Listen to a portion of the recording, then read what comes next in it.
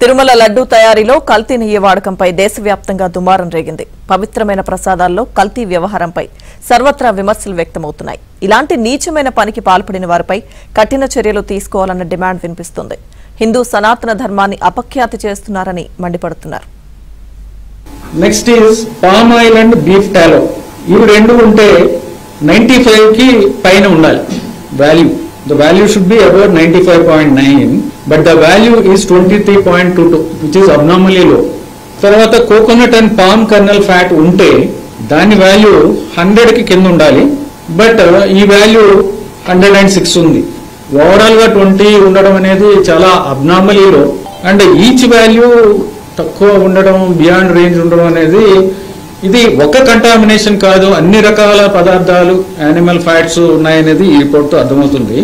Present Andhra Pradesh के माननीय मुख्यमंत्री जी ने जो बोला है ये बहुत ही गंभीर मामला है, तो इसीलिए इसका पूरा डिटेल्ड इंक्वायरी होना चाहिए. तो डिटेल इंक्वायरी के बाद में जो भी गलती किया है, I don't want to add anything more. Whatever the honourable chief minister said, that is a very very matter and matter of very serious concern. Tirumala Tirupati Devasthanam हिंदुओं का एक पवित्र धार्मिक क्षेत्र है. तिरुमला लड्डू को बहुत पवित्र प्रसाद माना जाता है.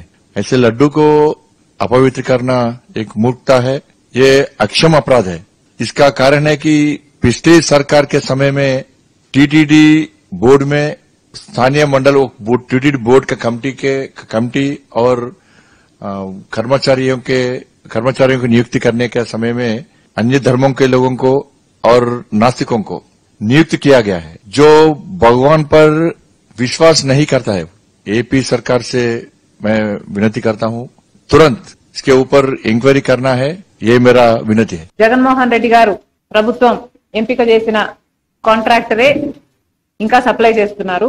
ఆ రోజున తీసుకున్న శాంపుల్లో బయటపడ్డ విషయం ఏమిటంటే, లడ్డూలు తయారు చేస్తున్న ఈ ఫ్యాట్ లో soybean, sunflower, olive, rape seed వీటితో పాటు బీఫ్ టాలో, ఫిష్ ఆయిల్ కూడా ఉన్నాయి.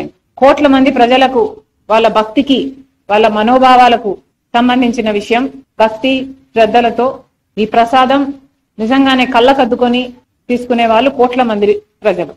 అలాంటప్పుడు బీఫ్ టాలో, ఫిష్ ఆయిల్ ఈ పదార్థాలు కూడా ఉన్న లడ్డూని ప్రసాదంగా ఇస్తున్నారు అని చంద్రబాబు గారు నిన్న చెప్పడం జరిగింది.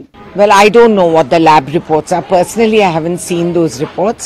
But if there's any truth to it, then it is something that needs to be strongly condemned.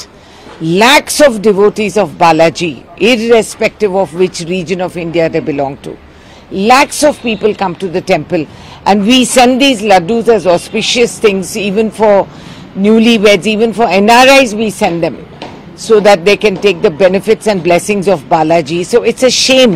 If there's any truth to it, it is a terrible shame that the sentiment of Balaji's temple and the Hindus has been held in such disregard.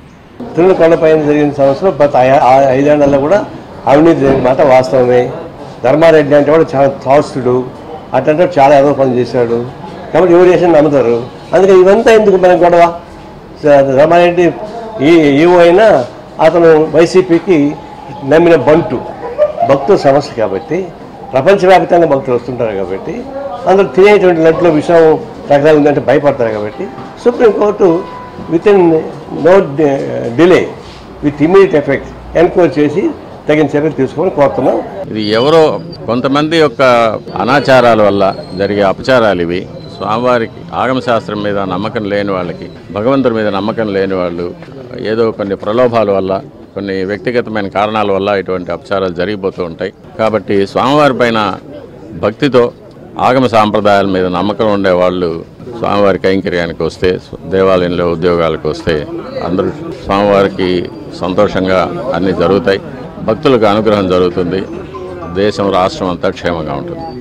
Beef और fish oil की बात सामने आई है, उससे करोड़ों हिंदुओं की आस्था को ठेस पहुंची है.